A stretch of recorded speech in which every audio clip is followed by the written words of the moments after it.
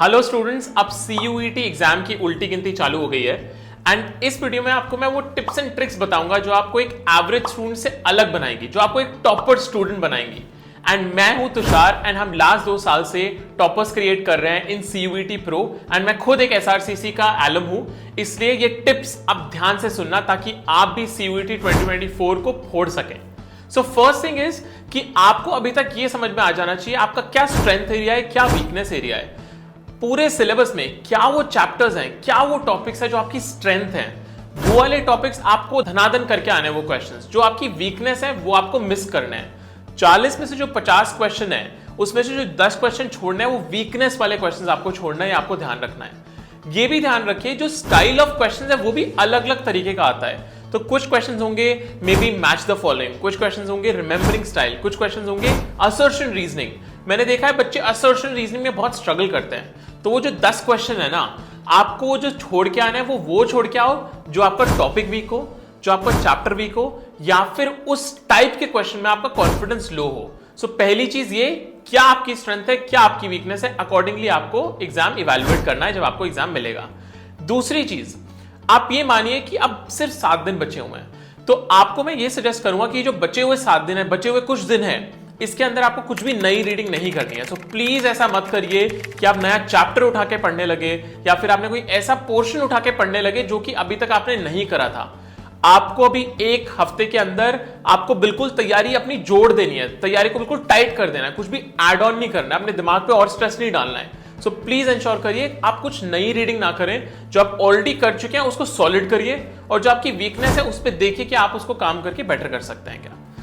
Third tip मेरी रहेगी कि ये जो अब घमासान हमारे पास बचा है 1 हफ्ते का, इसमें आपको सिर्फ करने हैं मॉक पेपर ही मॉक पेपर, क्योंकि अब जो बिल्कुल लड़ाई है वो बिल्कुल गेट पे खड़ी है। तो आपको जितने आप एग्जाम दे सके उतने एग्जाम दीजिए, उनको इवैल्यूएट कीजिए, उनमें से समझिए आपकी क्या गलतियां आ रही हैं और उन गलतियों को बेटर करिए। अगर आप ये कर लेंगे तो जब आप सीयूटी एग्जाम देने जाएंगे ना, तो आप कॉन्फिडेंट होंगे कि यार ये 50 क्वेश्चन तो मैं कर चुका हूँ, ऐसे 200 क्वेश्चंस तो मैं कर चुका हूँ, ऐसे 50 पेपर्स तो मैं लिख चुका हूँ, तो ये कुछ नया नहीं है मेरे लिए, ये ऑलरेडी मैं कर चुका हूँ। तो जब आप वहां पे जाके पेपर देंगे तो आपको ज्यादा कॉन्फिडेंस आएगा, आप बहुत शांत मन से एग्जाम दे पाएंगे। ये भी आप कर सकते हैं कि जितने भी आपके अभी तक मॉक एग्जाम आपने दिए हैं, चैप्टर वाइज टेस्ट दिए हैं, उसमें जो भी आपने यूनिक क्वेश्चंस देखे, जो भी आपने अलग क्वेश्चन देखे जो आपको नहीं समझ में आए थे, या फिर आपने देखा इस क्वेश्चन में कुछ अलग तरीके से बताया गया है, आप उसको भी रिवाइज करिए।